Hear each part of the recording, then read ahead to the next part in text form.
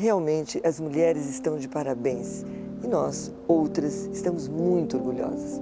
Hoje, o Contraponto grava o seu programa num bar de São Paulo, tradicional de São Paulo, Piratininga, em homenagem a São Paulo de Piratininga.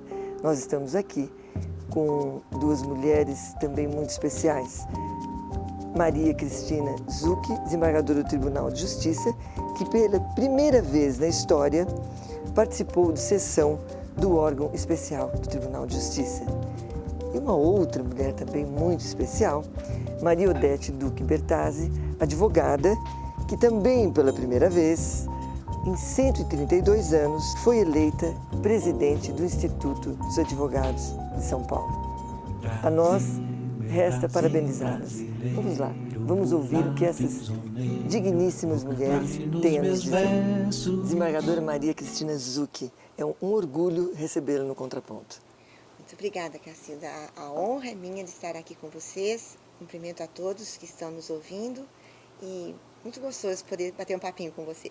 É uma imensa satisfação recebê-la aqui no Contraponto, doutora Maria Odete Duque Bertazzi. Eu que agradeço, estou muito contente de estar aqui e aceitei o convite, porque para mim é uma honra e eu estou à disposição. Quanto às gravações das conversas nos presídios entre advogados e detentos, os advogados reclamam. E para a justiça, as gravações ajudam? Não se trata, na verdade, de ajudar ou não. Trata-se de uma exigência da realidade.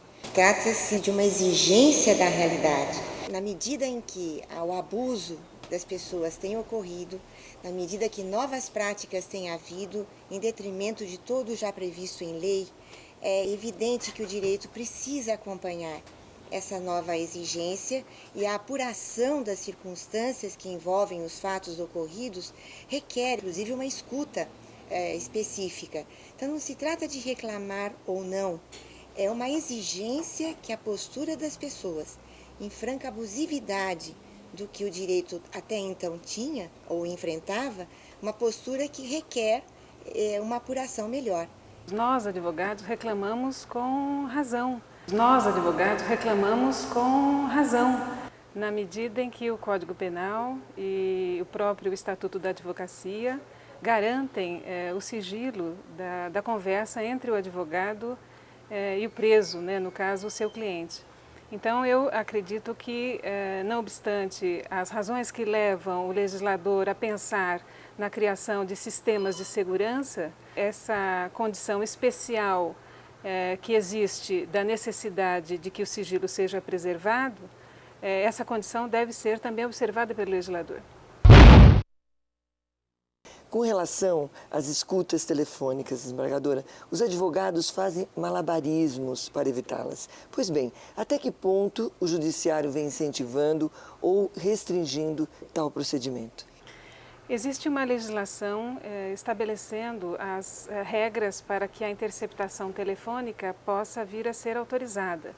E o que nós percebemos é que somente em casos em que houver um indício razoável da ocorrência daquele determinado crime, e ainda assim, quando não existirem outros meios para a investigação, é que a intercepção, a escuta telefônica deve ser autorizada pelo Poder Judiciário. De forma que a legislação, na verdade, trata do assunto como uma exceção.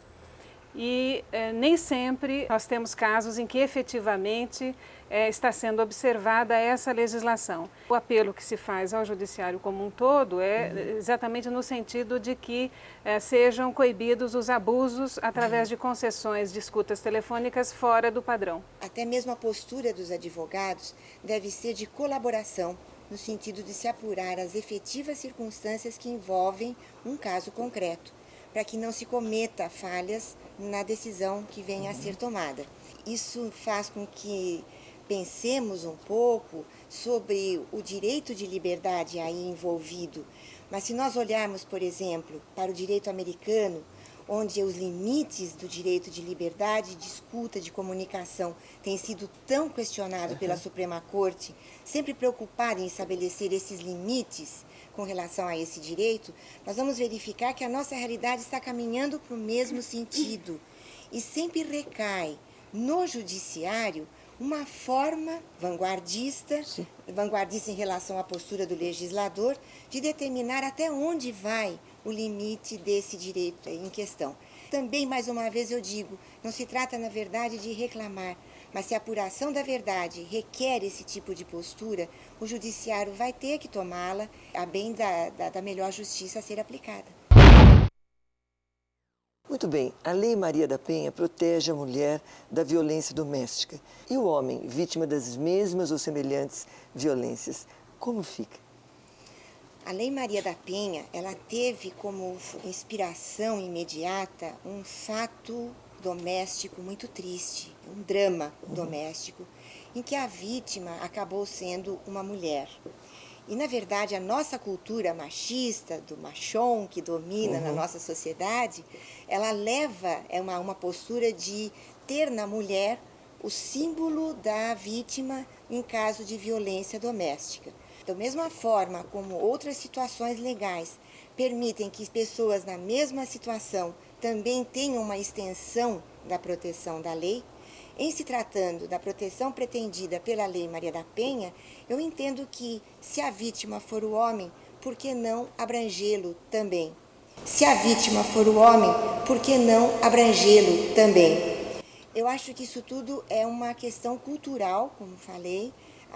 Nós estamos numa fase de franca evolução.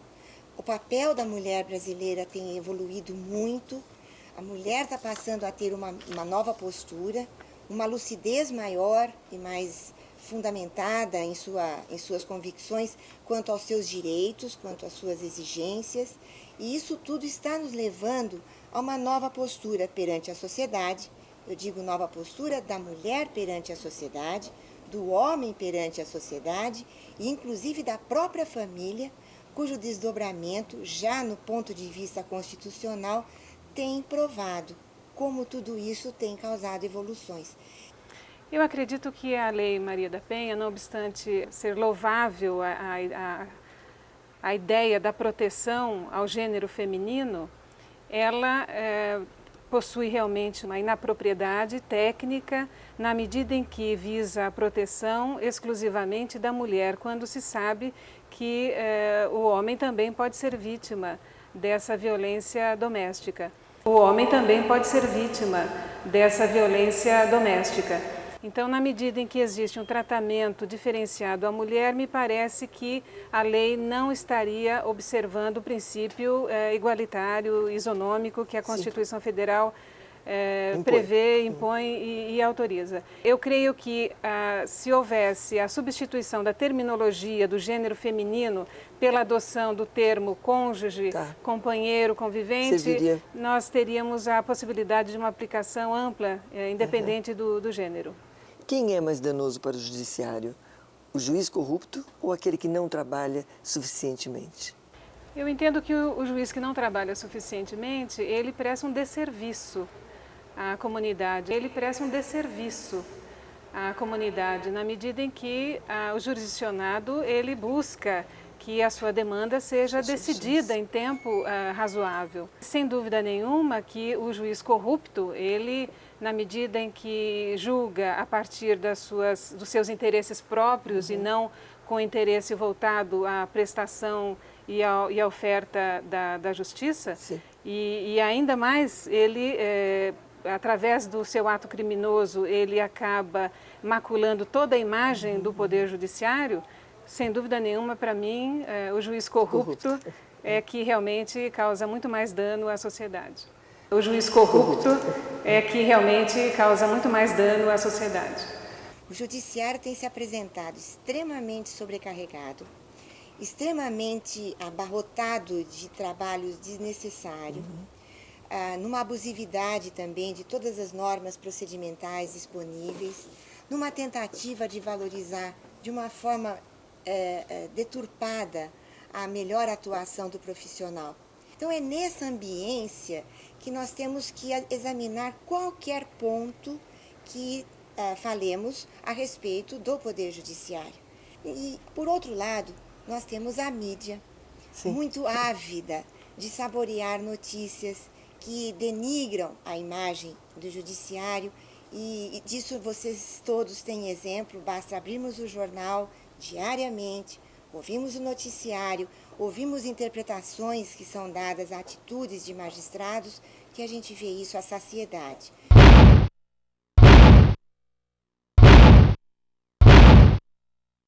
Nós sabemos que existem notícias verídicas fundadas de corrupção, bem como notícias verídicas e fundadas de negligência ou morosidade na prestação jurisdicional. Como em outros poderes, né, desembargadora? Sim, mas eu interpreto isso como um mínimo que não chega de forma nenhuma a caracterizar a postura do magistrado. Certo. O verdadeiro magistrado, ele não está enquadrado nem numa situação, a da corrupção, nem em outra, a da morosidade ou da negligência.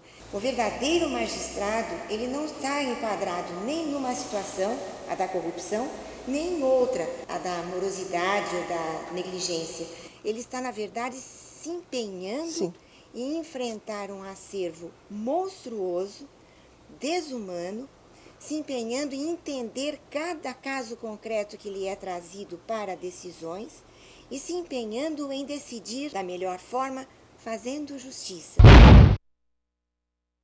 Pois bem, o mundo não é comandado pelas gravatas. As pesquisas apontam que 48% dos eleitores afirmam serem as mulheres políticas mais honestas que os homens políticos. Somente 6% vota pela maior honestidade do homem. E mais, 44% dos homens acredita que a mulher seja mais honesta. Quem comanda hoje o Brasil? Os homens ou as mulheres? O critério seria honestidade ou não? Eu Pode acho que essa pesquisa, ela retrata muito bem a novidade que está sendo a mulher ocupando cada vez mais posições de destaque. E isso não é exclusividade da política, isso tem acontecido também em todos os níveis de poder, na esfera empresarial, com muita ênfase, e em vários setores profissionais, outros que não a política. Evidentemente, a política... Estamos aqui frente à desembargadora Maria Cristina Zucchi, que nos prova isso, né? Agora integrando o pleno.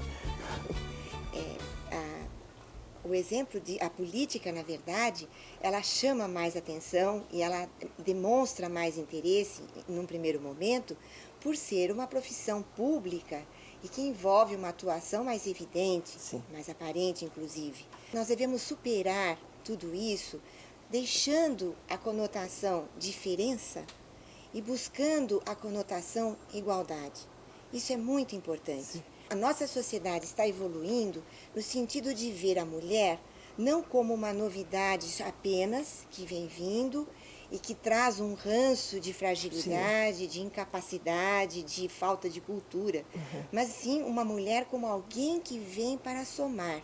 E eu acho que depende muito da postura que a mulher tome diante desta discriminação ou diferença para que a superação se dê. Não é um entrave, faz parte da vitória, inclusive. Sem dúvida nenhuma, os homens comandam o Brasil. As mulheres ainda precisam ter uma maior conscientização da sua cidadania, né? Da sua condição igualitária junto ao gênero masculino, digamos assim. É uma realidade que o fato de que as mulheres, nas carreiras jurídicas, ainda que com um número expressivo, não alcançaram cargos diretivos, o comando dessas entidades. No Tribunal de Justiça do Estado de São Paulo, por exemplo, nós ainda não temos uma mulher na direção.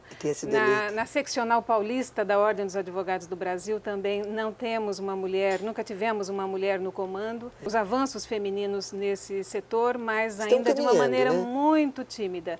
E a mulher precisa efetivamente ter a consciência do seu poder, da sua capacitação para estar não apenas ajudando na estrutura com o seu trabalho, mas também comandando essas instituições.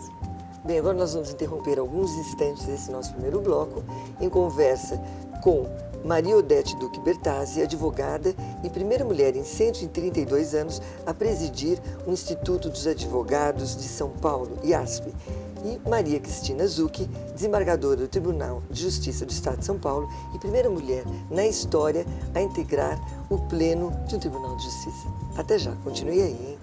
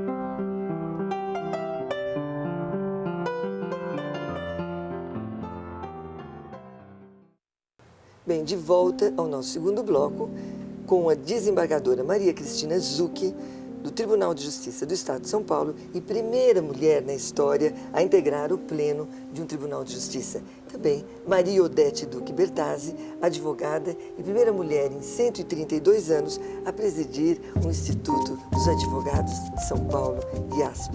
Bem, Maria Odete, agora nós vamos, doutora Maria Odete, iniciar o nosso famoso ping-pong. Vamos lá. Em que percentual a sua vida profissional afeta a vida familiar? Eu não saberia dizer em percentuais, mas percebo que hoje existe um maior controle em razão do fato dos meus filhos já serem adultos, não é? Então, saímos pela manhã para trabalhar e voltamos à noite, de maneira que o profissional de cada um não interfere mais nesse convívio familiar. Trabalhando como se trabalha no tribunal, sinceramente, dá para usar a criatividade na vida familiar? Realmente requer muita criatividade e basicamente a disciplina e sempre com coração, com muito amor. Em que momentos a sua irresistível bacalhoada não pode faltar? Eu sei que existe aí uma bacalhoada nota 1000 que a doutora faz. Sem dúvida nenhuma nas festas de final de ano. Só? Uma vez por ano? Especialmente nas festas de final de ano, quando todos só se lembram de levar as carnes vermelhas, que eu não como, então eu chego com a minha bacalhoada e é sucesso na certa. Ora, doutora, faz favor, nós, eu e doutora Maria Cristina Zucchi estamos esperando o convite, então. São minhas para o próximo convidadas, final de ano. Com certeza. O que é ser mulher, desembargadora? Ser mulher é ser muito corajosa, muito sensível, muito carinhosa e compreensiva. Presidir o Instituto dos Advogados, qual o maior constrangimento, sinceramente? Nenhum. Absolutamente nenhum? Absolutamente nenhum. É só fonte de orgulho e de prazer. E participar do pleno, no final das contas, será mais uma realização ou um desafio? Desafio na medida que foi a primeira vez que uma mulher sentou-se junto aos pares no órgão especial, decidindo, participando das decisões. É desafio. E é desafio. E realização, no meu caso, muito grande, porque sou professora de Direito Constitucional há muitos anos e estou podendo partir para a prática dessa área na atuação do órgão pleno. Eutanásia. Substituir por carinho e atenção ao idoso e ao doente terminal. Desembargadora, aborto. Algo que devemos lutar contra e na defesa do ser humano. Um recomeço, doutora. Reencarnação. Amanhã. O desabrochar de hoje. Quem sabe um dia. A adoção vença o aborto. Difícil resistir.